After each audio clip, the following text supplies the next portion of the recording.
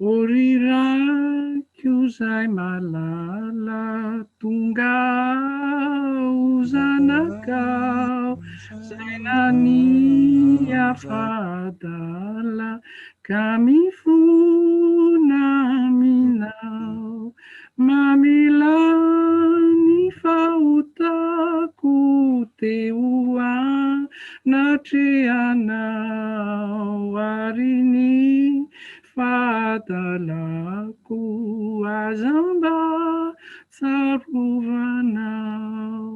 Miarabantsika rehetra nahatratra ny fotoanandroany indray fa atsika manao fianarana indrindra hijerentsika mahakasika ny vehivavy mpanompon'Andriamanitra.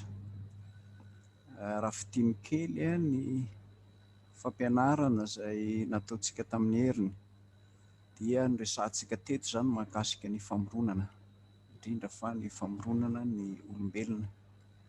Tamin'ny famoronana izay nataon'Andriamanitra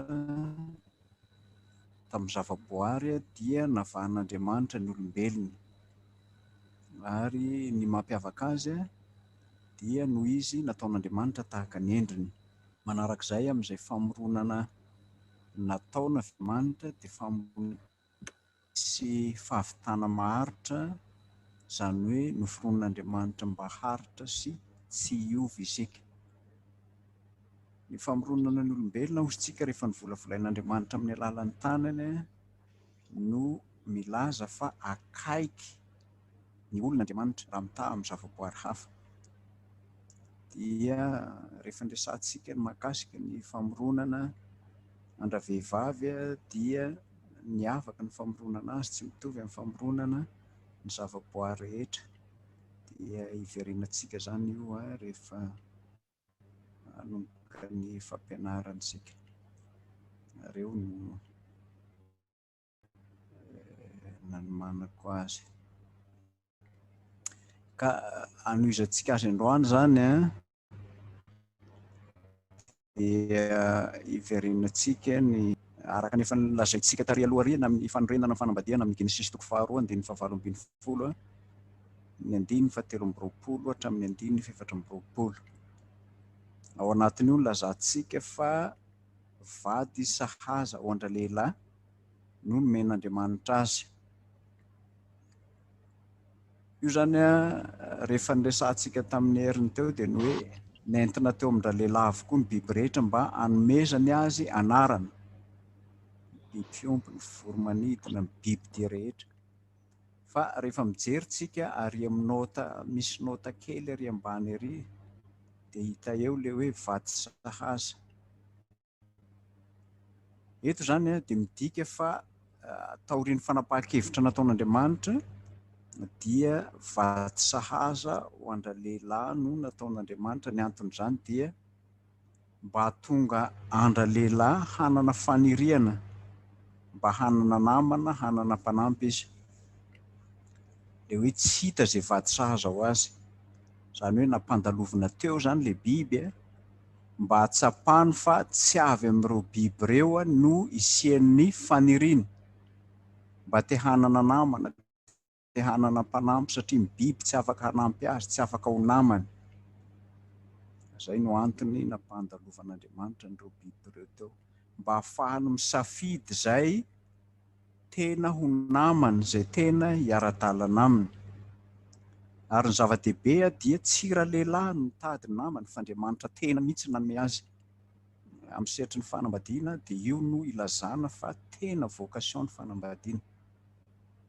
Amin'ny maha vocation azy dia tsy midika hoe miandry eo fotsiny akory dia ho avy ny namana, fa amin'ny maha vocation azy mampiasa ny safiditsika koa Andriamanitra. Ampifamenoan'Andriamanitra anatin'izany fifidianana izay ho vaditsika izany koa ny faniriantsika. Indraindray mifanena io, indraindray tsy mifanena io, fa izy no mahalala azy. Navelany aloha tsapan'ilay lehilahy fa tena mila namana izy, tena mila vady sahaza ho azy, izay vao namorona ny Zany hoe tena tsapany tanteraka fa ilain'ilay vady, ilain'ilay namana, ilain'ilay sahaza ho azy. Rehefa nanana an'izany fahatsapany zany izy dia zay vao nataon'Andriamanitra ny vehivavy. Marina fa efa planin'Andriamanitra ny hamorona ny vehivavy. Saingy zany planin'Andriamanitra zany araka ny voalazako teo dia mifanojo tsara amin'ny fanirian-dralehilahy ary ndroso ao anatin'izany famoronana zany Andriamanitra. Amin'ny Genesis 2:7-20 ny hoe vady sahaza ataon'Andriamanitra ho an-dralehilahy raha raisitsika zany ilay vady sahaza eo, ataontsika amin'ny teny frantsay zany dia ny hoe secours, aide, appui, support. Zany hoe mpanohana, mpanampy no itenenantsika azy, appui, support. Zany hoe raha tsisy an'io appui na support io zany lehilahy dia manina izy? Raha ataontsika amin'ny endrika ankehitriny angamba dia mety hoe mitongilana izy, na mety mitolatsika izy, na mety tsy mijoro tsara izy. Resahantsika kely tamin'ny heriny ihany no hoe atsika taratra amin'io fa ny vehivavy rehefa mijery ny vadiny izy dia hitany tokoa ny hoe misy banga aty, misy tsy ampy aty, misy tsy mety aty. Amin'izany no isehoan'ilay resahantsika teo hoe mpanohana na mpanampy izy. Zany hoe amin'io fanambadiana io zany dia tsy miresaka fanampiana miresaka asa fotsiny, hoe mila namana aho mba hanasa vilia, hanasa vilany, handro vary, hanasa lamba, tsy izay ilay tenaina eto, fa misy asa izay famenoana. Fa ny lazaina eto zany dia fanampiana amin'ny lafim-piainana iray manontolo mihitsy, izay zany takiana eo.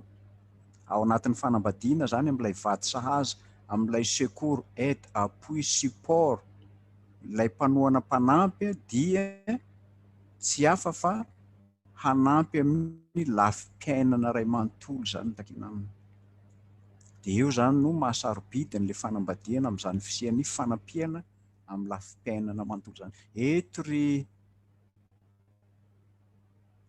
mpiara-miasa malala no mahasarobidy. Indraindray moa amin'izao fotoana izao ny mampalahelo dia misy vehivavy miady irery anatin'ny fiainam-panambadiana, ilaozana, tsy omena izay fiainana tsara tandrify azy, izy no miantoka ny ho avy sy ny fiainana mitototo etsero. Na mety misy apahana lehilahy koa miaina amin'izany lafim-piainana izany, tena tsy miaina amin'ilay fananana mpanampy tandrifina mpanohana.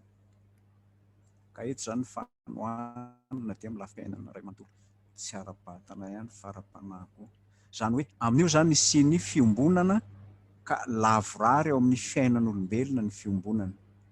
Amin'ilay vady sahaza zany tena mampiseho an'izany fiombonana amin'ny hafa zany, ny fahalavorarian'ny fiainana ao anatin'ny fiombonana.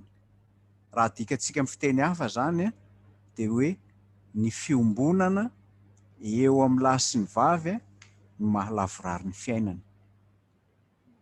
Fiombonana amin'ny lahy sy ny vavy no mahalavorary ny fiainana. Ka zava-dehibe amin'ny olombelona zany ny fanampiana anatin'ny fiombonana. Raha vao ny fanambadiana ry havana ny tsisy an'izany fanampiana anatin'ny fiombonana zany dia fanambadiana mangosozo izy, na fanambadiana atao hoe tsy tonga lafatra izy. Raha tsy anatin'ny fiombonana amin'ny fifankatiavana no isian'ny fifanampiana. Ny dikatsika hoe sahaza zany araka izany dia izay mifanila aminy, izay mifanatrika aminy, izy iray faharoa. Ny teny anglisy izy dia the second himself. Zany hoe ilay izy iray faharoa. Ny hevitra finosin'izany dia tsy hafa fa avy amin'ny tenan'ilay lehilahy ty ihany nakanan'ilay vehivavy fameny na misy fifamenoana tanteraka eo amin'ilay lehilahy sy ny vehivavy. Zany hoe raha misy lehilahy anankiray zany mampijaly ny vadiny dia iza no ampijaliana? Tenany ihany. Raha mamely totondry ny vadiny zany izy dia mamely totondry eny izy? Tenany ihany. Maheno marary ve izy amin'izany? Mety maheno marary ve izy anatin'izany? Zany mpampijaly aloha mety tsy mahay ny marary izy e. Fa raha tsapany zany hoe izy ihany ene le ampijaliana io de mijanona hatreo lay torture na ny famonoana na ny tsy firarahana na ny fanaparam-pahefana, mijanona ao anatin'izany. Mamely ny tenany zany zay mampijaly ny vadiny, mamely ny tenany zany zay mampijaly ny olona hanampy. Ary ny tena zava-doza de zao, misy olona nery avana tsy mety apiana mihitsy e. Lay vady te hanampy fa izy miteny hoe za tsy apianao ya mankasitraka. Ka eo zany resantsika eo hoe tena zava-dehibe zany ny isian'ilay firaisanao. Marina fa ilay vehivavy mpanampy tandrify na namana mifameno amin'ny lahy fa tsy lahy samy lahy na vavy samy vavy. Fa resantsika kely tary aloha io, tsy mitovy zany. Zany hoe ao anatin'ilay fifamenoana zany no isian'ny fifankatiavana. Anatin'io no isian'ny faniriana te hifameno. Raha vao ny mpivady tsy manana faniriana te hifameno dia tokantrano mampieritreritra zany. Misy tantara anankiray fireproof ny titran'le tantara, azonareo jerena amin'ny Google na amin'ny YouTube. Fireproof, tantarana mpivady anankiroa zay manomboka mitangilahilana, manomboka ho rava ny tokantranony. Satria ilay anjara toerany tsirairay ao anatin'ny fifamenoana mihitsy ny misy olana. Fifamenoana ara-batana, ara-tsaina ary ara-panahy. Fa amin'io tokantrano ao anatin'io fireproof de milaza fa tapaka lay fifamenoana ara-panahy. Tsy misy zany fifamenoana ara-panahy zany. Indrindra moa fa ny famenoana ara-batana. Ka raha vao tsy feno zany ireo fifamenoana amin'ny lafiny telo ireo, fifamenoana ara-batana, ara-tsaina, ara-panahy, de tokony jerena haingana io. Raha marisarisa na malaindaina mivadinao ry vehivavy mpiara-miasa malala, toany ny ara-panahiny fa misy tokony amboarina zany. Ka eto zany fanambadiana zany de lamina napetrak'Andriamanitra mba hifamenoan'ny voaharo samihafa, tsy mitovy sexe zany. Ka ny tanjona zany amin'ny famenoana io dia mba hananana fiainam-piombonana lava sy maharitra. Hampisy firaisana feno ara-batana, ara-tsaina, ara-panahy. Mariko fa hisian'ny fifamenoana hananana fiainam-piombonana lava. Eo amin'ny alitara de tena mahavariana mihitsy vao manomboka ny fifanekena de rava. Sasany mbola vao mifankatia de rava. Tsy maharitra lay fiainam-piombonana. Ka eto zany lay fiainam-piombonana eto amin'ny lehilahy sy vavy zany dia maharitra zany no kendrenao. Amin'ny Genesis toko 2:17-20, rehefa voahary lay vehivavy zany de nentin'Andriamanitra tany amin'ny lehilahy. Iverena kely ihany io rehefa avy eo fa lazaiko ambangivanginy aloha. De avy eo nilazainy fa taolana avy amin'ny taolako sy nofo avy amin'ny nofoko ty. Natao hoe vehivavy satria nalaina avy amin'ny lehilahy izy. Nofo avy amin'ny nofoko. Ny dikan'ny teny eto zany amin'ny baiboly malagasy de hoe mitovy sy misy firaisan'aina ny lahy sy ny vavy. Raha raisina zany io, nofo, taolana avy amin'ny taolako, nofo avy amin'ny nofo. Zany hoe mitovy sy misy firaisan'aina. Zany hoe zany firaisan'aina zany dia firaisana mandrakizay. Ilay firaisana tian'ny tenin'Andriamanitra no tenenina eto. Firaisana mandrakizay. Ny aina zany ry havana tsy azo sombana, tsy azo potehina, tsy azo atao ninona. Zay no mahatonga azy ho mandrakizay satria firaisan'aina no kendrena eo. Raha raisitsika zany ny fampianaran'ny tenin'Andriamanitra de hoe nalaina avy amin'ny anaran'ny lahy ihany ny vehivavy. Mahasamihafa azy fotsiny de ny ray lahy, ny ray vavy. fa ny anarana tsoina azy dia maneho ny maha iray azy, zany hoe ny ray lahy ny ray vavy. Manarak'izay dia tsy natao topoina na ho mpanompona ny vavy na ny lahy, voahary ray ihany izy, tsy toy ny zava-mananaina hafa. Tsy misy mipetraka amin'ny toeran'ny mpanompo, tsy misy mipetraka amin'ny toeran'ny topoina. Na dia izany aza dia ambaran'ny tenin'Andriamanitra ihany fa napetraka Andriamanitra ny lamina ny amin'izay olohan'ny tokantrano. Amin'ny Genesis 7:9-10 dia vao tena nipetraka tsara eo. Napetraka Andriamanitra ao lohan'ny vavy ny lahy eo. Ny loha zany no mibaiko ny tena raha raisintsika ny Korintianina voalohany 1:7 na ny Efesianina 5:5-20 dia milaza an'izany.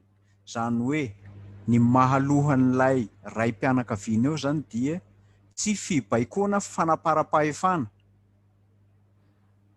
fa fibaikoana hampanjaka ny famenoana mba hampisy fiadanana amin'ilay fiombonana maharitra. Sy ny mahaloha azy, mibaiko hampanjaka ny fifamenoana sy hampisy fiadanana izy.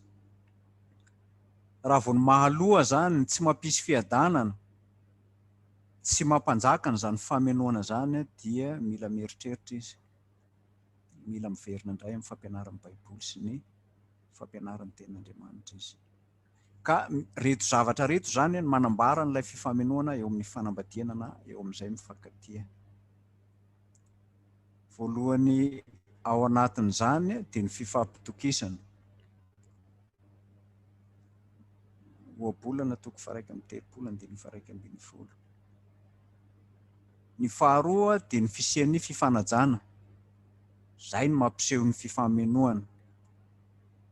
Raha vao supportnao zany ny tsy manaja anao, alao saritsaina anie hoe misy lehilahy anankiray mijoro eo dia tsy manaja n'ilay fijoroany ilay mifameno aminy zava-dozany zany, na tsy matoky azy ilay mifameno aminy zava-dozany zany.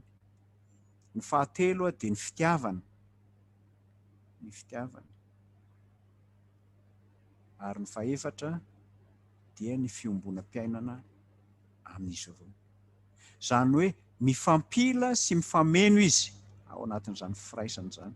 Ary io lazain'ny tenin'Andriamanitra mba ho tonga no firay ihany izy, tsy misy tompo, tsy misy mpanompo. Iray ihany lahy sy ny vavy eo amin'ny fanambadiana.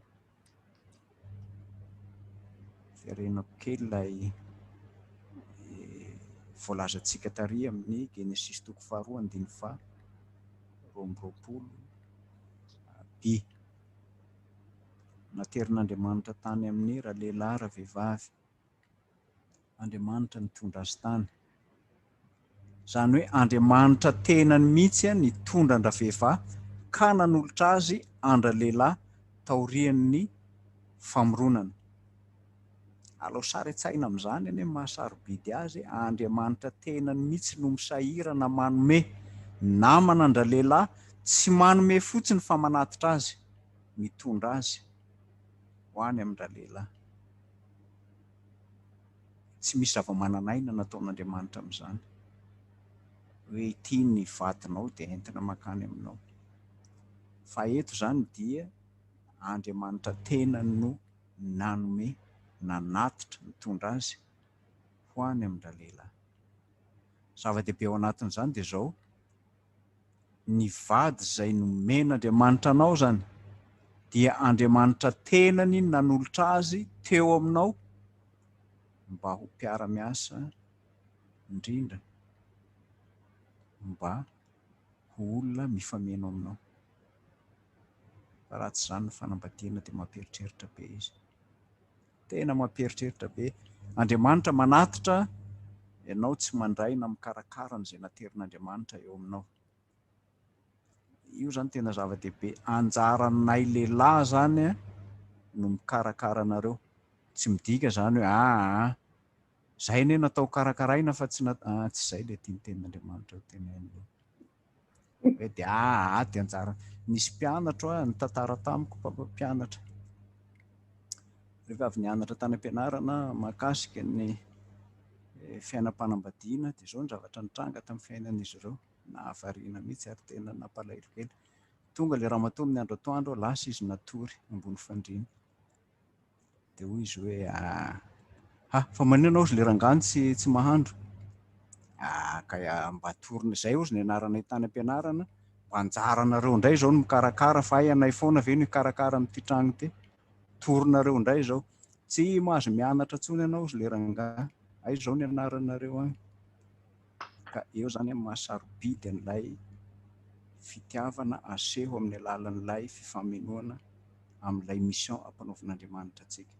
Ka eto zany dia hamafisitsika fa ny fanaterana an'ilay vehivavy any amin'ny lehilahy no mahatanteraka ny fiombonana satria nambara ao anatin'io ilay mission.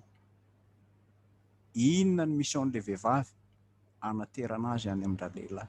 Ianao ry vehivavy mpanompon'Andriamanitra, Andriamanitra nanatitra anao any amin'io lehilahy io. Mety le lehilahy tsy tianao, na mety le lehilahy tsy nieritreretinao, na mety lehilahy le nankafizinao io. Inona ny missionao anatin'izany? Fanateran'Andriamanitra anao any amin'izany. Manana mission amin'izany ve ianao? Ianao ilay vady sahaza naterin'Andriamanitra any. Ianao ilay mpanampy tandrify naterin'Andriamanitra any. Ianao ilay mifanila aminy naterin'Andriamanitra aminy. Ianao ilay mifanatitra aminy izy iray faharoa.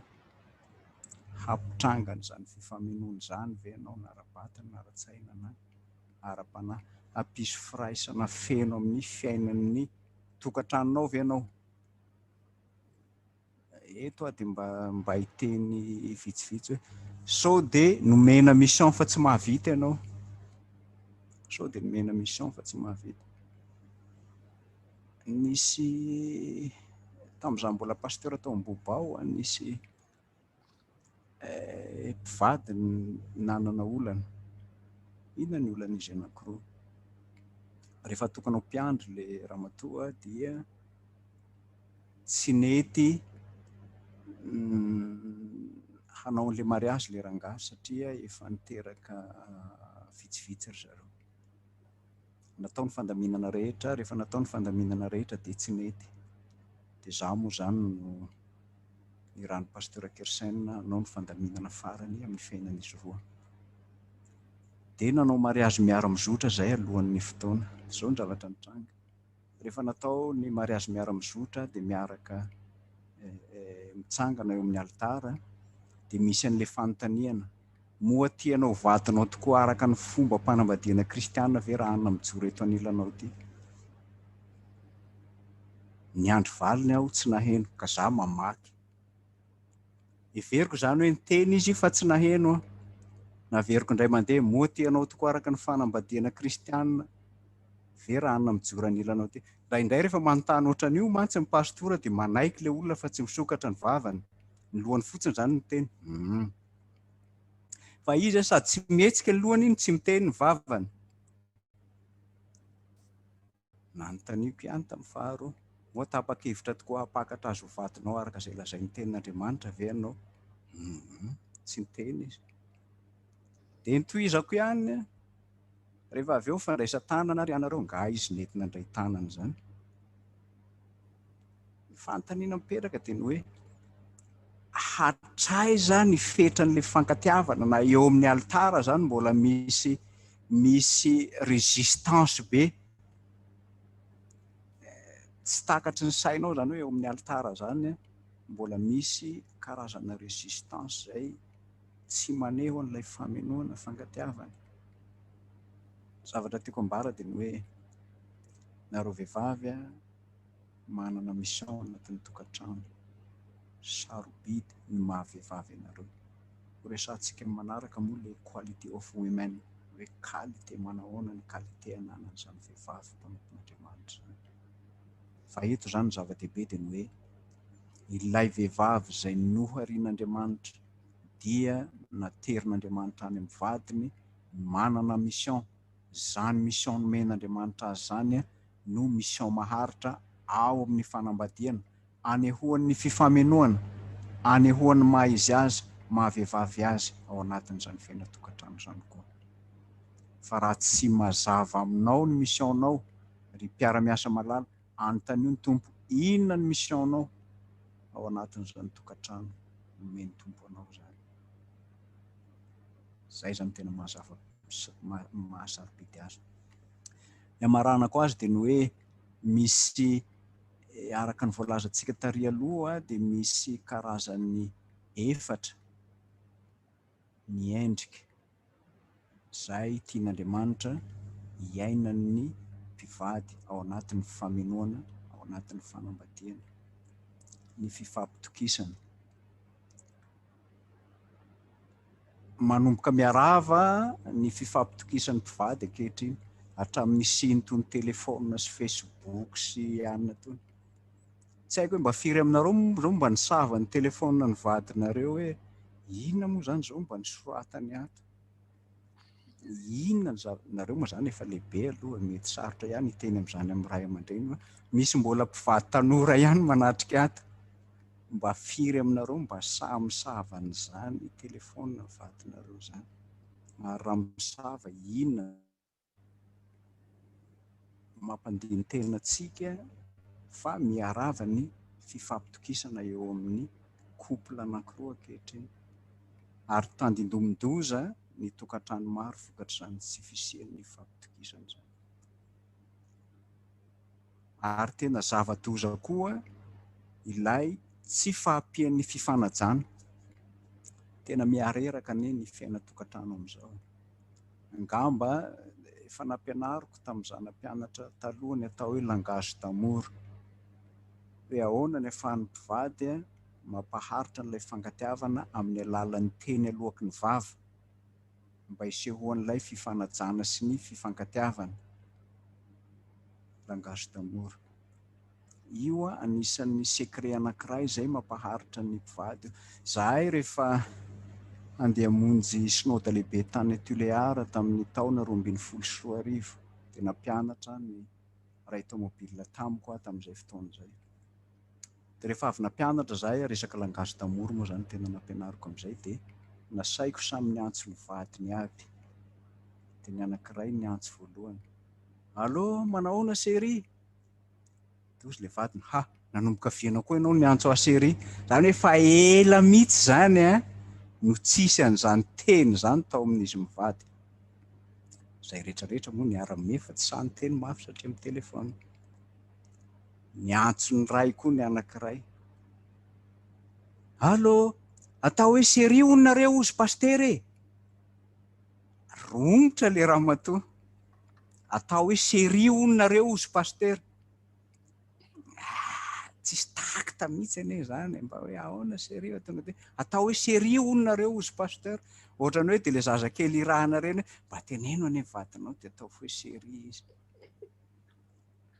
Ny ray fahatelo tena nanahirana niantso ny vadiny iray le anankiray fahatelo. Manahoana chérie? Taitra le ramatoa sady faly.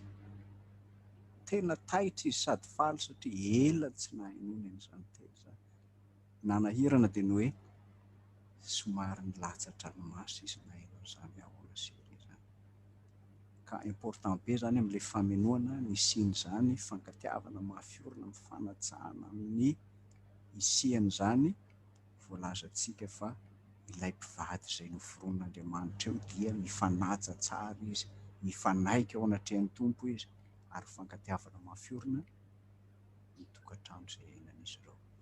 Fantaniana ry vehivavin''Andriamanitra. Ato misy lehilahy koa ho avy ny antsika ry lehilahy mpiara-miasa manaraka. Mbola amin'ny vehivavy aloha fa mankasitraka aloha ny fahatongavan'ny lehilahy miaraka.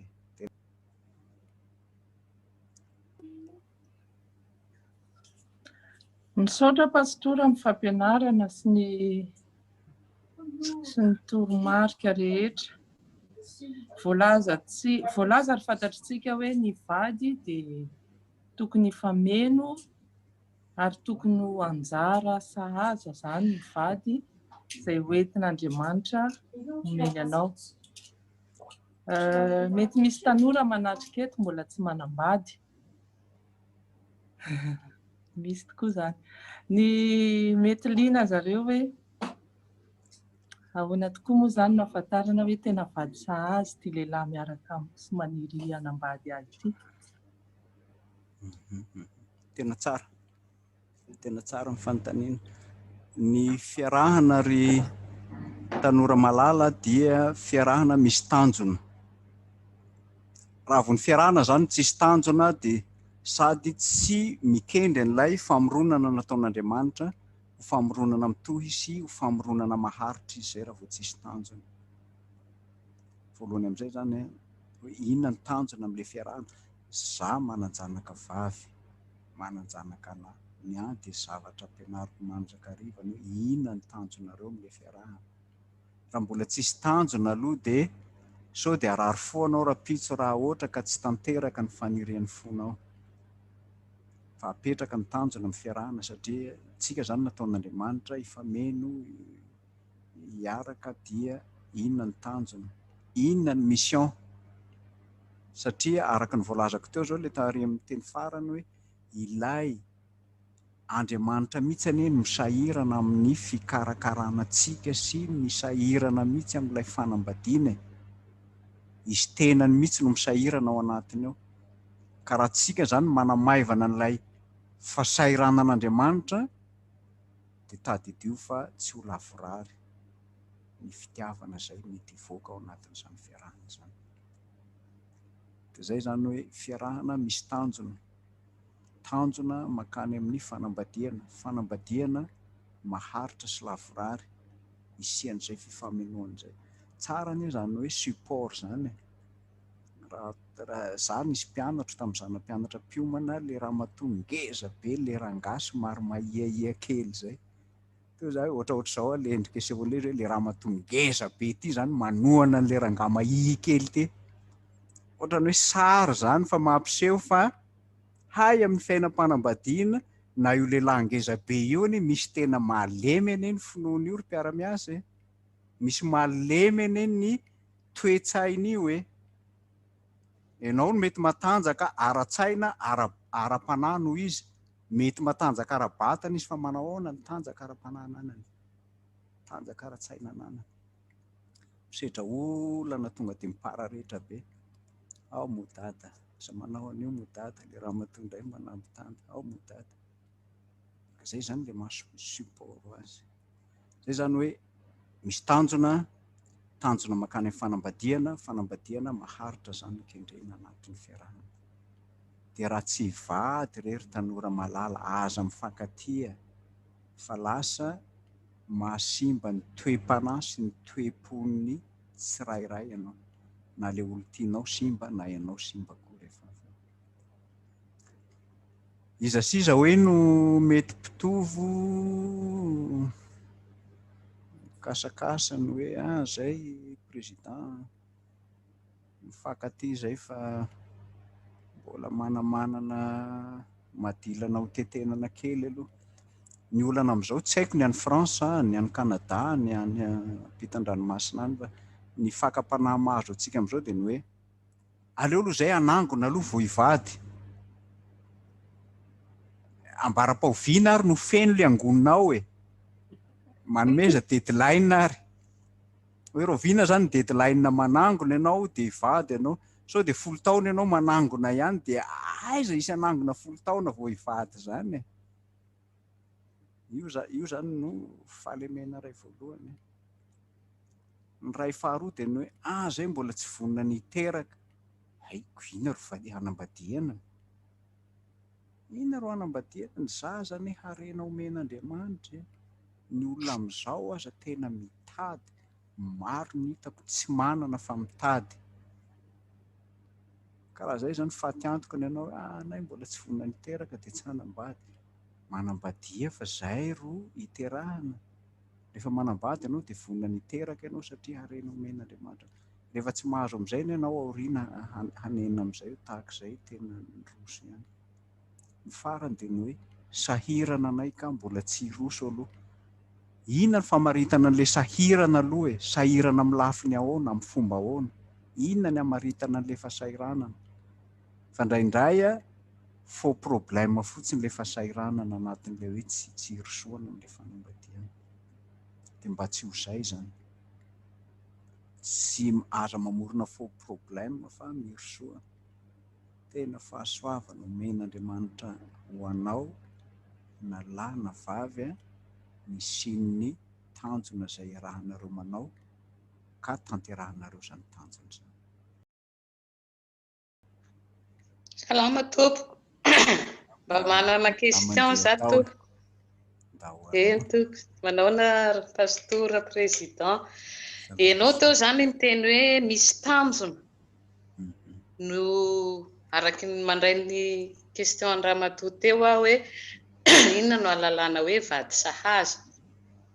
Dia nanazava ianao hoe misy tanjona izay vao tokony hoe miaraka fa tsy tonga dia hoe miara-miaraka foana. Misy afaka resahantsika teo tanjona ny hoe tsy hivady tsika sy ianao raha tsy mitady vola. Tanjona zany.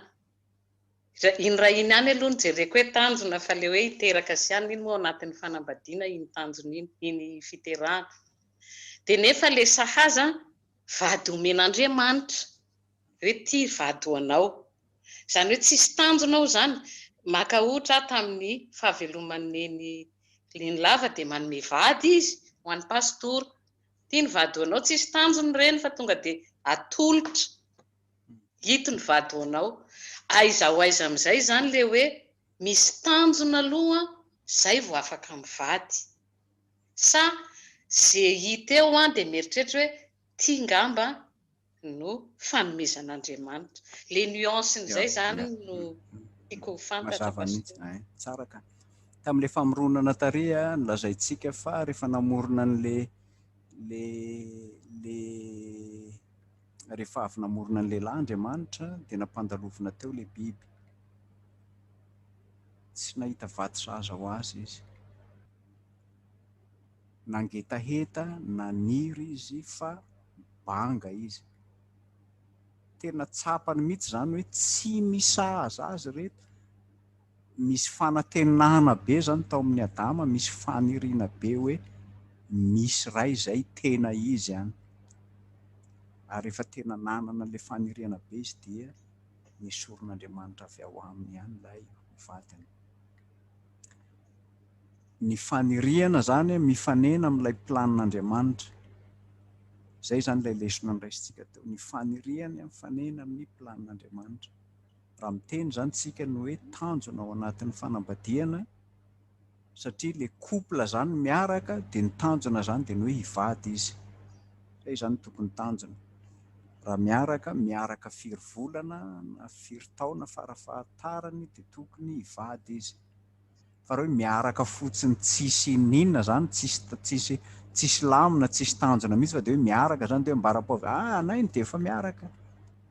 Izay ilay zavatra azavaiko hoe misy tanjona mihitsy hoe ny tanjona zany amin'izay ilay hoe mifanena, ny fanirian'ny fo sy ny planin'Andriamanitra, iny amin'izay no makany amin'ilay fanambadiana.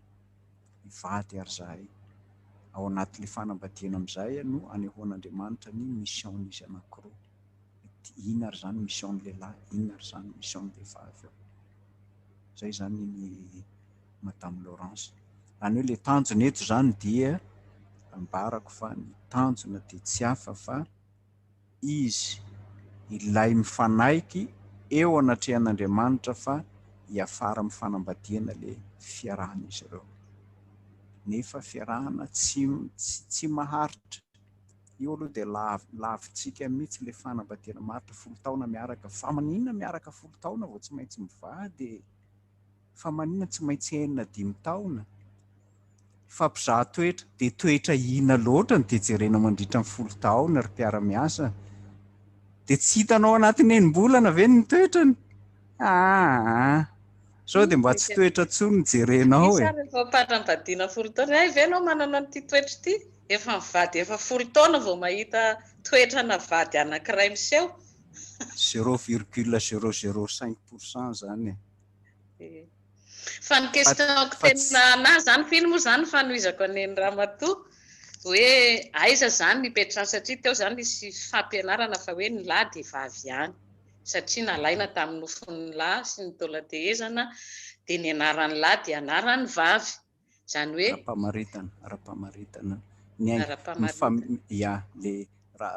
aiza zany le tsy niaina tamin'le fiainana maha-kristianina ve ny firenena mitaky ny zo miralenta ny vehivavy sy ny lehilahy fa maninona ny mbola takiana zany zo zany a nefa efa nataon'Andriamanitra ho ray ny lahy sy ny vavy ho ray ihany izy roa dia eo zany ahoana ny fipetrak'izay zavatra izay hoe tokony ho takiana ve ny miralenta sa ny olona ny tena manana an'Andriamanitra dia tsy mitady an'izany intsony.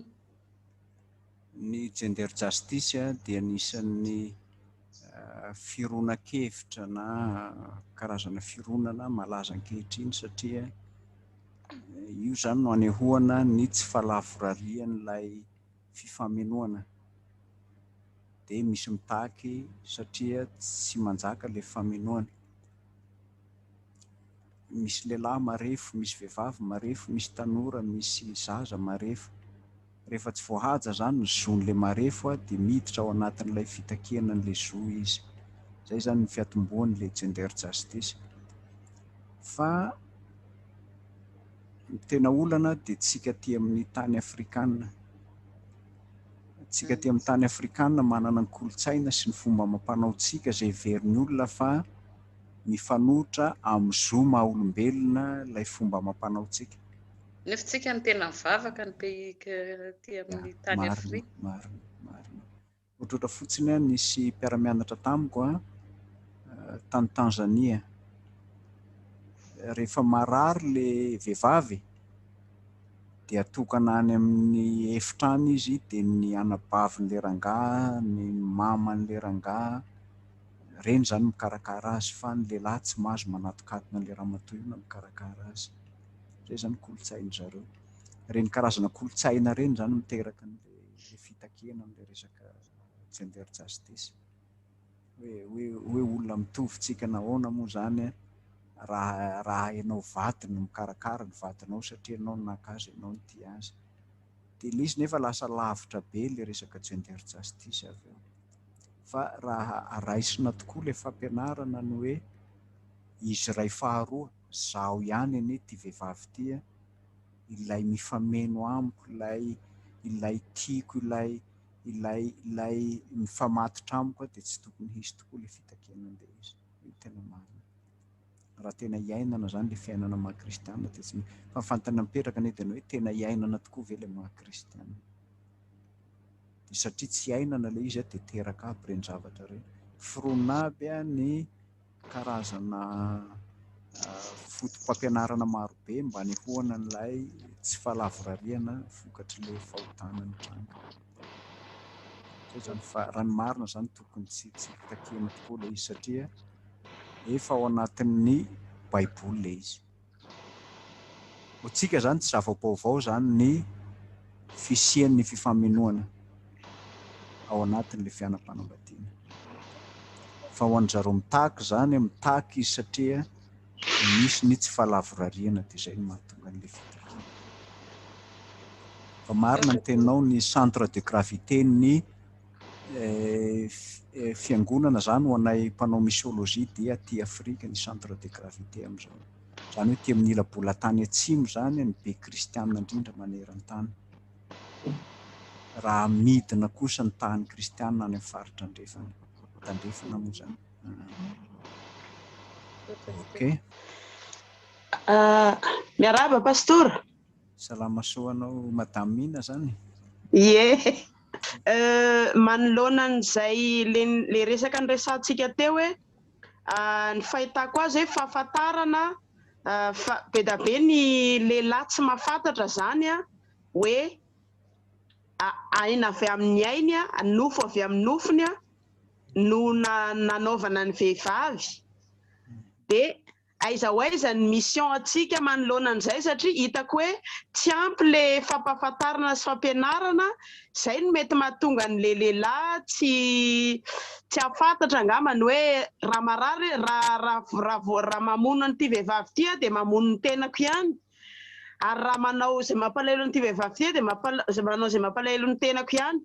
Tsy tokony Isy mission ve hoe ho ataotsika fiangonana izay efa mahafantatra ny mahakasika an'izay ampahafantarana an'ireny olona ireny mba tsy sehoany ny zavatra ohatran'izao itsony.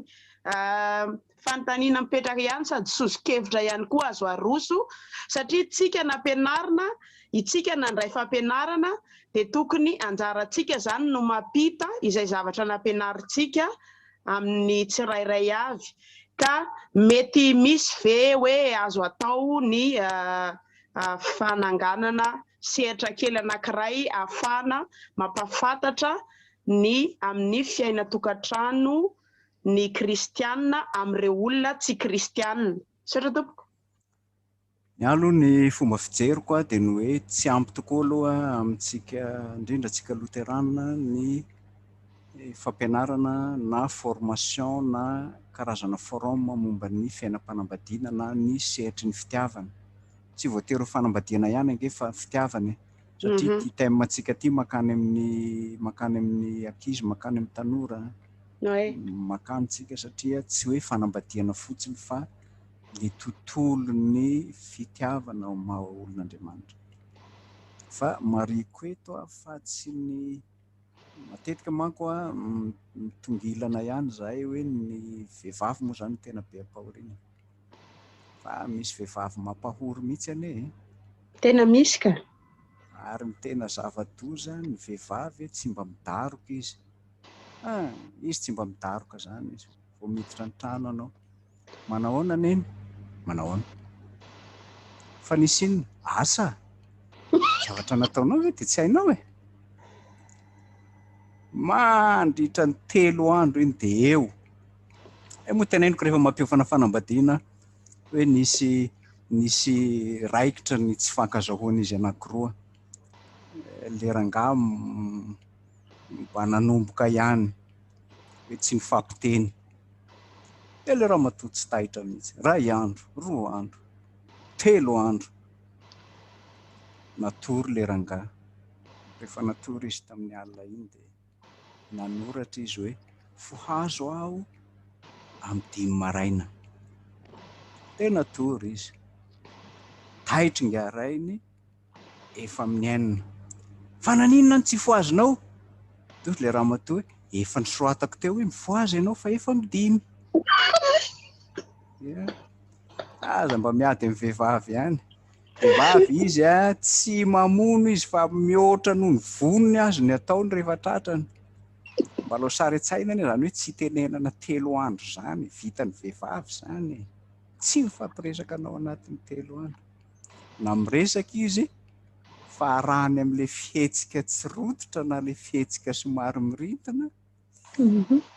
Marary ny fonao. Oka moa neny. Ay. Iny ary. Fa mitohy io rapitso. Nga moa tsy efa vita ilay izy. Vita moramora hoany.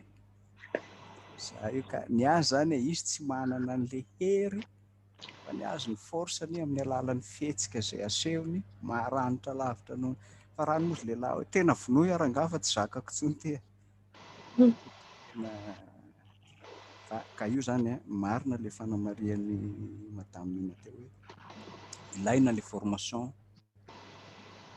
na alohan'ny hidirana ao anatin'ny fanambadiana. Zay zany aloha taty Madagasikara tena nanao.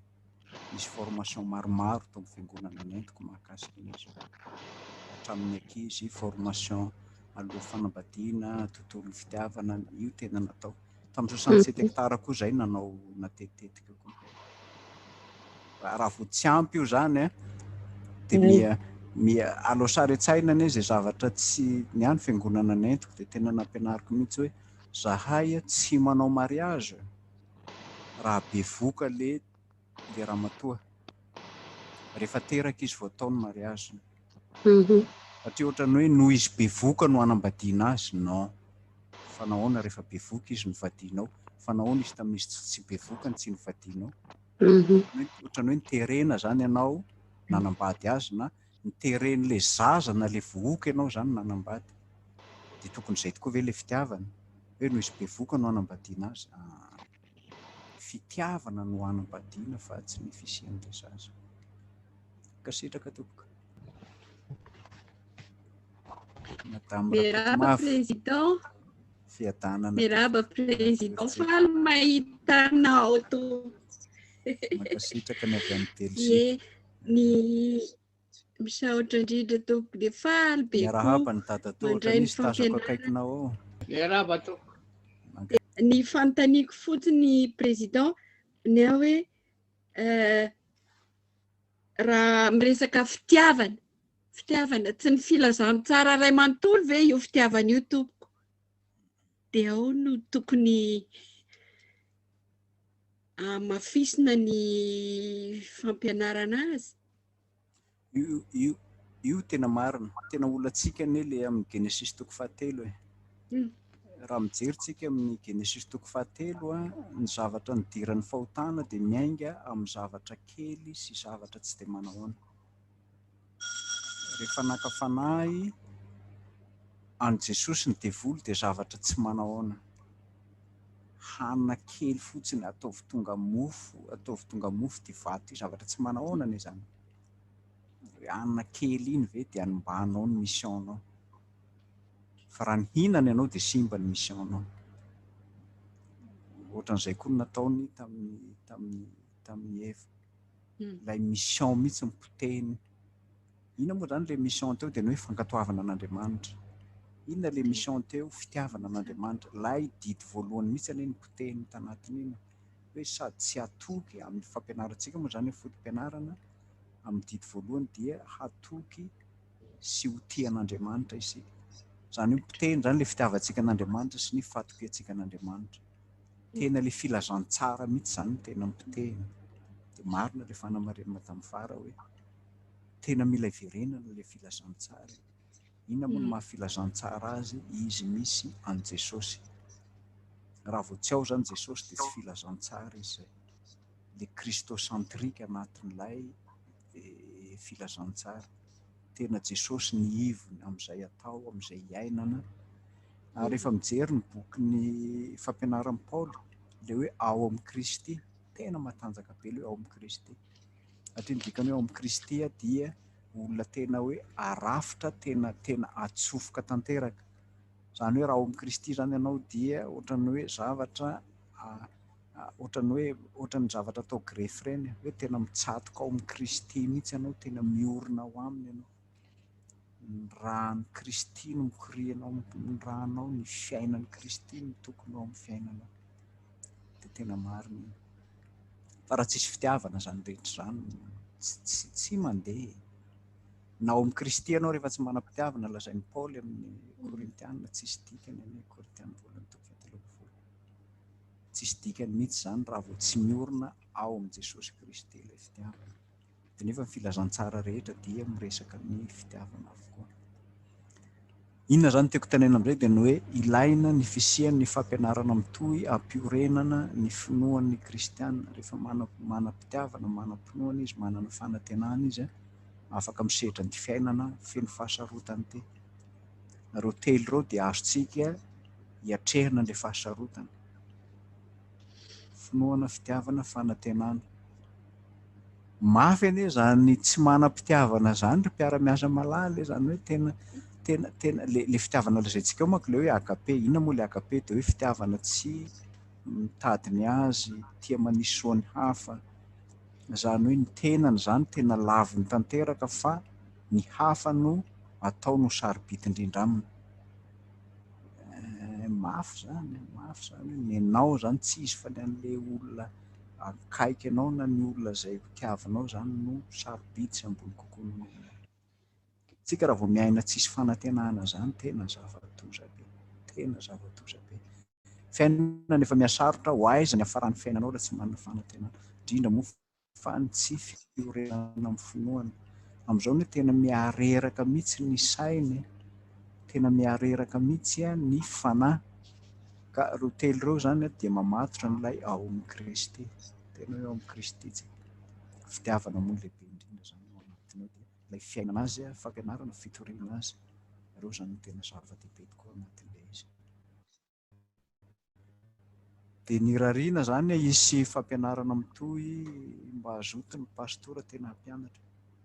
Za tao Tanjombato isaky ny alarobia tolakandro zay mianatra tenin'Andriamanitra. Tonga ny olona dia indraindray koa moa tsika mafana fo am-boalohany dia mihena dia soloana manaitahitra indray le time dia miatonga be dia be indray dia mihemitra kely dia atao manaitahitra indray le zavatra takian'ny olona indray dia tonga izy.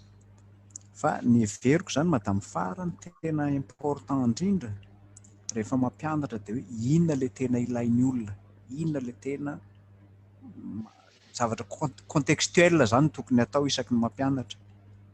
Dia amin'izay feny foana le mahita vahaolana foana zany le olona amin'izay ataony. Ohatra hoe tsika zao mampiasa ny tontolon'ny fitiavana sy ny fanambadiana, ny fijerena ny ankizy sy ny tanora. Mafy mitaiza ankizy amin'izao. Anome ohatra fotsiny aho.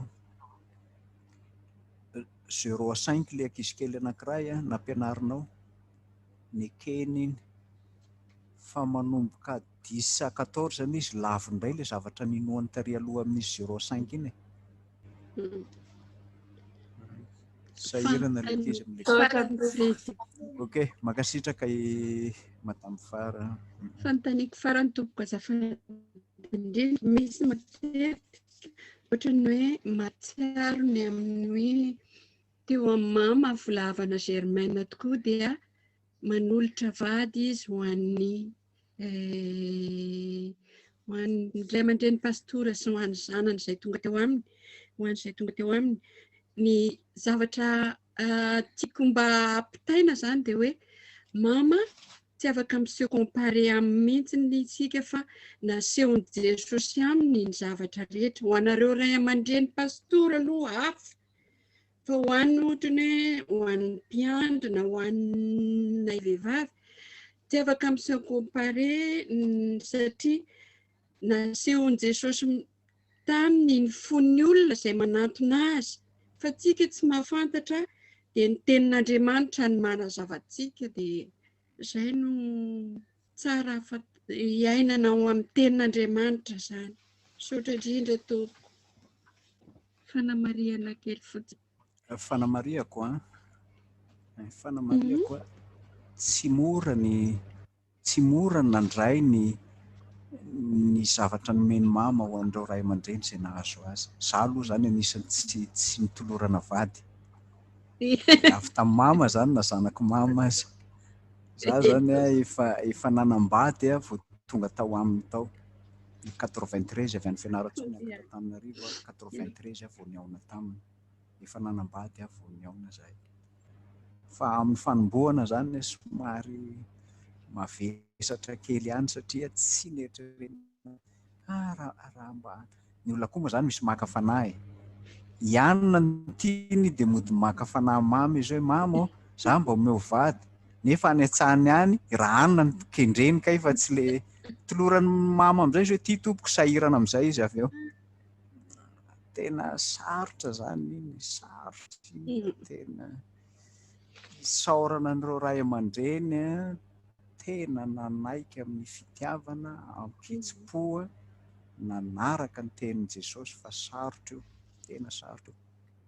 Fa tsy nanenina aloha izay nanaraka ny tenin'i Jesosy.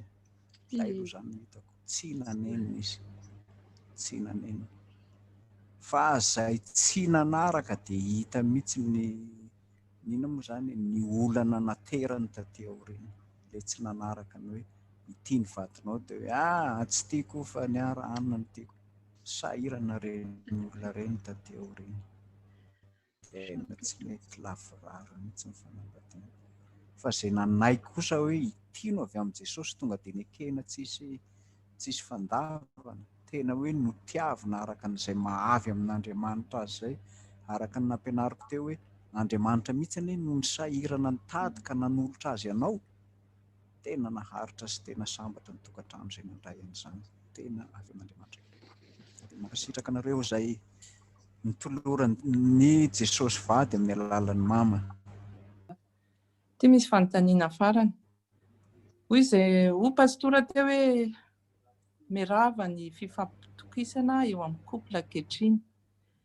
Marina io, ary tena hita indrindra hita tokoa hoe be da be ny couple izay rava, misaraka fanambadiana, misaraka divorce, indrindra aty amin'ny tany Mandroso aty moa dia ohatrany tsy dia problème an'zareo izay satria ohatrany hoe rehefa tsy mifanaraka dia izay alao misaraka. Ahoana ny hevitrao amin'izay? Fanontaniana faharoa,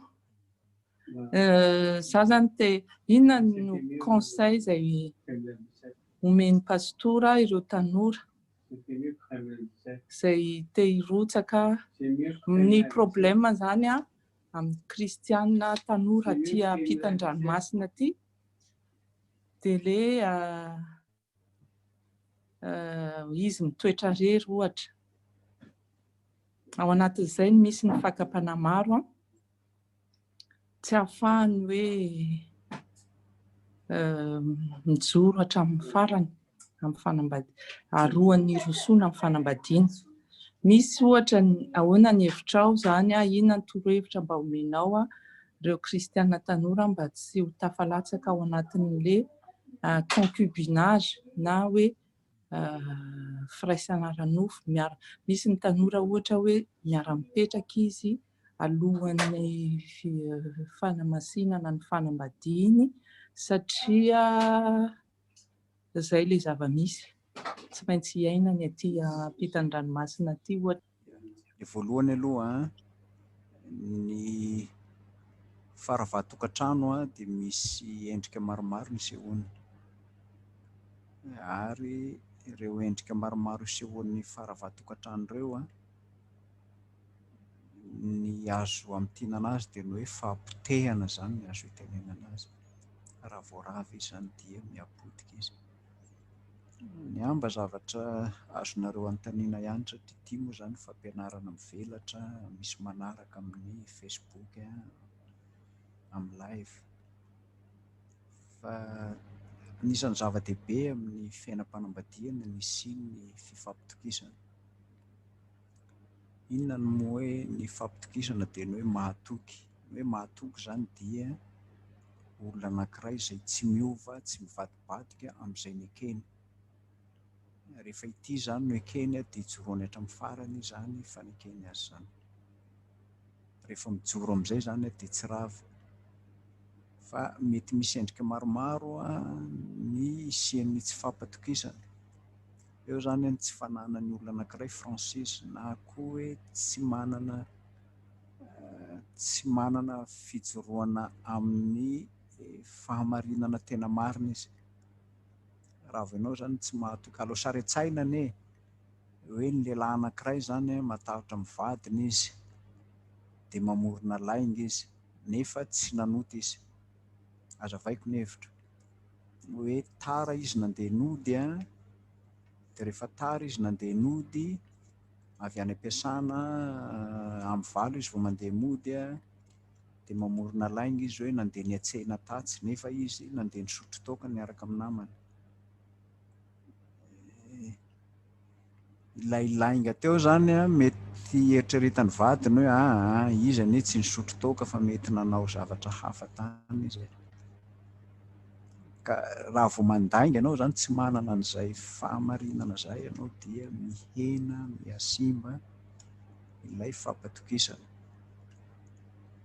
Lafin'ny ray faharoa marava ny fampitokisana koa dia ny tsy fijoroan'ny olona anankiray amin'ny personnalité ananany. Izany hoe mety miovaova izy, tsy stable izy amin'izay toe-po na toe-piainana ananany. Raha vao ianao zany miovaova, tsy stable ianao dia sahirana ny olona mamantatra tsara na ny tianao atao na ny mombanao na ny zavatra manodidididina. Dia iny zany maharava. Tena anisan'ny zava-doza mitranga ankehitriny amin'ny fiainam-panambadiana maro dia eo koa ny olana amin'ny lafiny fisian'ny, raha miteny zany amin'izao fotoana izao hoe lasa mihamaro ny fakapanahy-mipoitra eto sy eroa. Tena mihamaro ary miteraka faharavana. Alao saritsaina anie ny publicité be indrindra amin'izao fotoana izao dia ny vehivavy mitanjaka. porofoinareo zany zavatra tenainiko zany vao miditra amin'ny aéroport ianao dia tsy maintsy zany zavatra hitanao any. Zany hoe lasa tao entam-barotra ny vehivavy, tena entam-barotra. Mialatsiny a, tsy sanatry ny vavanareo ny resahantsika fa ilay entam-barotra. Raha te hahalafo zavatra zany dia tsy maintsy asiana vehivavy anatin'izay zavatra amidy. Amin'ny publicité io zany resahantsika. Lasa manimba n'le qualité-n'le vehivavy le izy rehefa avy eo, ary manimba n'ilay image maha-vehivavy azy, ilay noharian'Andriamanitra mifahatsarany mihitsy le izy rehefa avy eo. Satria lasa entam-barotra tsy miteraka fiainana tsara ho an'ny olona. Tany Las Vegas tamin'ny taona 14 nanao mission nianatra ny atao hoe urban ministry nandritra ny 3 herinandro tany Las Vegas. Fa tsy takatry ny sainao zany hoe any Las Vegas misy toerana anankiray fanaovana mariage ho an'ny olona zay vonona hanao mariage, zany hoe fakahita zany izy ao Las Vegas tonga dia manao mariage izy. Tonga dia manao mariage fotsiny zao. Fakahita androany zany dia tonga dia miditra makany amin'ilay toerana dia misy pasteur ao dia tonga dia atao mariage, soatana dia vita. Alao saritsaina amin'izany any hoe tokantrano haharitra manahoana zany hoe fakahita androany tonga dia manao mariage androany zany. Akoatra ny fahavetavetany isan-karazany, vao mijery ny masonao dia sary vetaveta daholo ny hitanao. Tsy gaga tsika raha mihapotika ny tokantrano maro satria mihamaro ny fakam-panahy zay manimba ny tokantrano. Mariko fa ny atao hoe fakam-panahy ry havana dia tsy fitsangatsangana.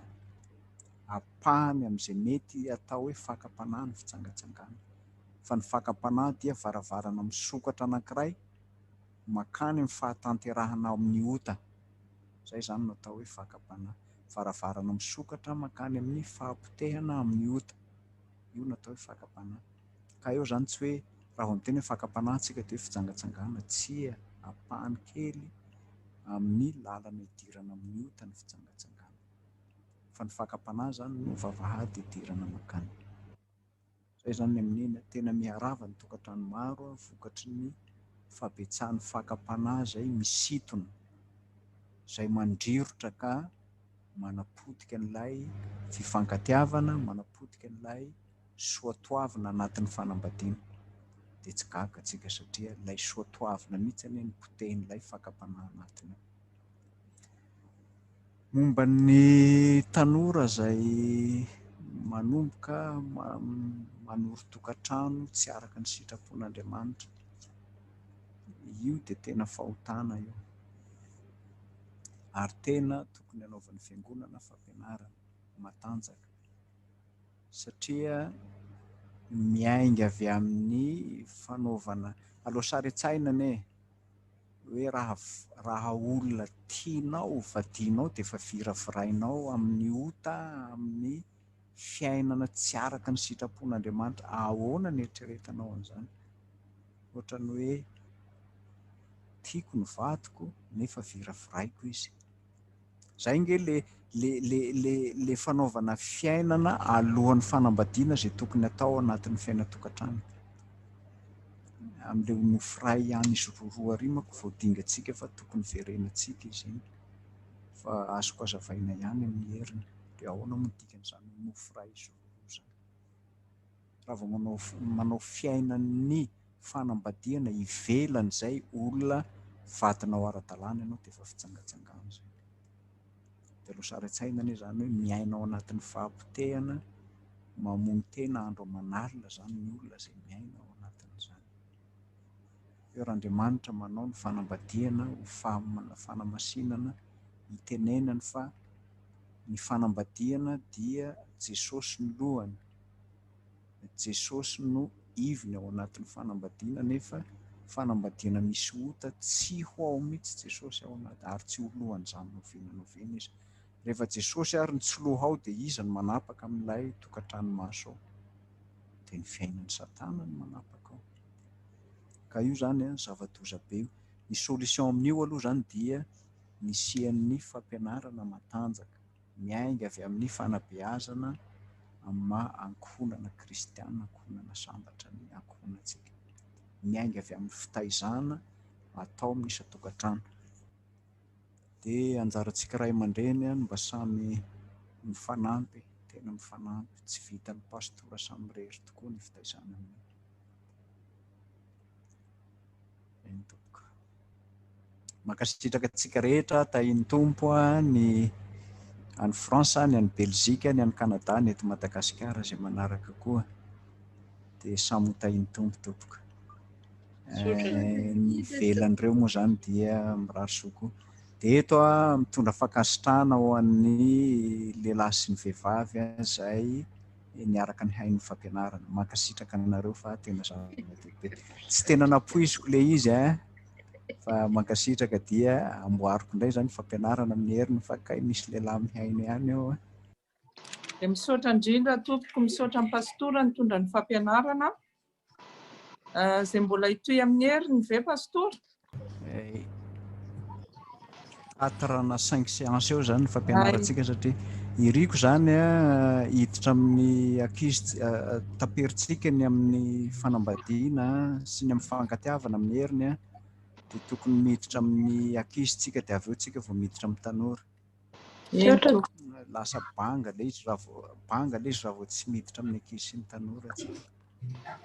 Misaotra indrindra tompoko dia ny fiadanan'ny tompo ane ho toetra mandrakariva aminao sy ny ankohonanao rehetra dia mirary soa mampamangy Andramatoa ao. Misaotra tompoko.